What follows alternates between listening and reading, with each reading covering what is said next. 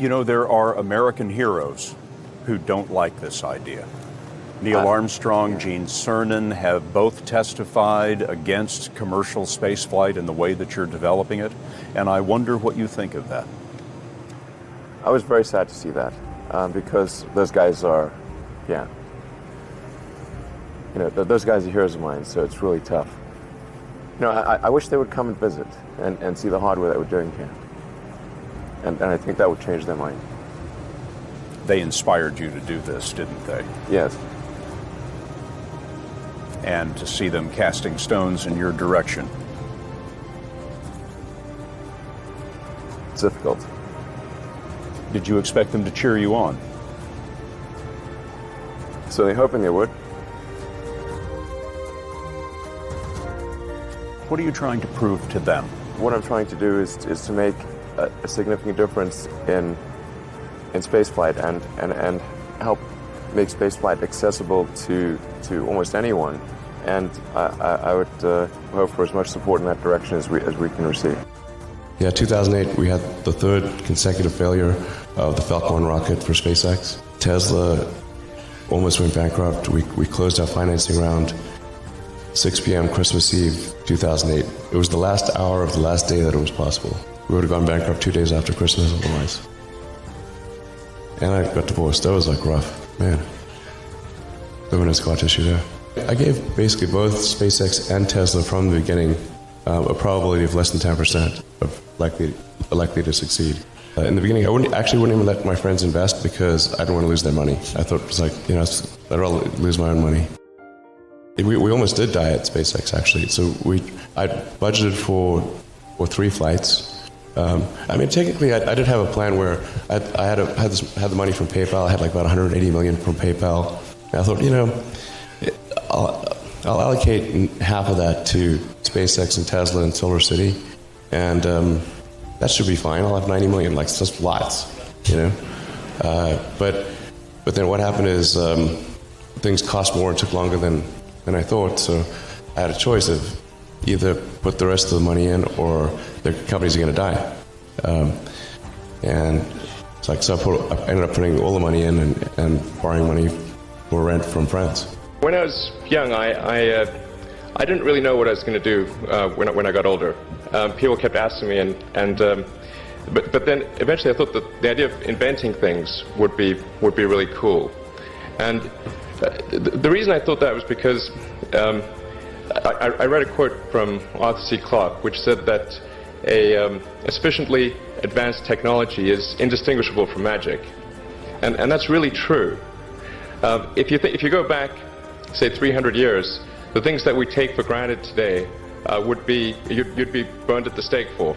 Being able to fly, that's crazy.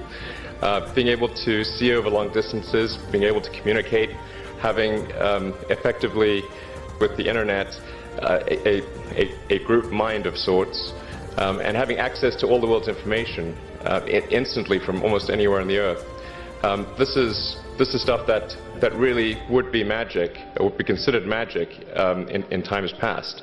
In fact, I think it actually goes beyond that, because there are many things that we take for granted today that weren't even imagined in times past. They weren't even in the realm of magic. So it actually goes beyond that. So I thought, well, if I can do some of those things, basically if I can advance technology, then that's like magic, and that would be really cool. And I also had sort of a slight existential crisis, because I was trying to figure out what does it all mean? Like, what's the purpose of things?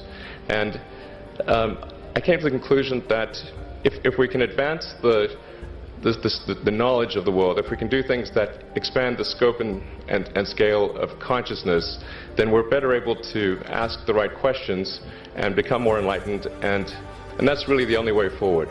Even if you're the best, there's always a chance of failure. So I think it's important that you really like whatever you're doing. If you don't like it, life is too short.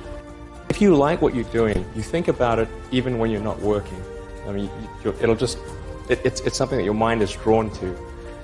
And if you don't like it, you just really can't make it work, I think. what kind of future do we want? Do we want a future where we are forever confined to one planet until some eventual extinction event, however far in the future that might occur? Or do we want to become a multi-planet species and then ultimately be out there among the stars and be among many planets, many star systems? And I think the latter is a far more exciting and inspiring future than the former. Mars is the next natural step. In fact, it's the only planet we really have a shot at establishing a self-sustaining city on.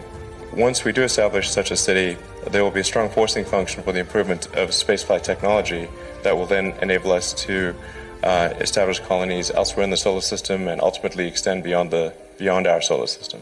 What gets me more excited is the fact that this would be an incredible adventure. I mean, it would be like the greatest adventure ever. And it would be exciting and inspiring. And there need to be things that excite and inspire people. Yeah. You have to be, reasons why you get up in the morning. It can't just be solving problems. It's got to be, something great's going to happen in the future. It's really a mindset. You have to decide, we're going to try to do things differently, well, provided that they're better. You shouldn't do things differently just because they're different. They need to be different and better.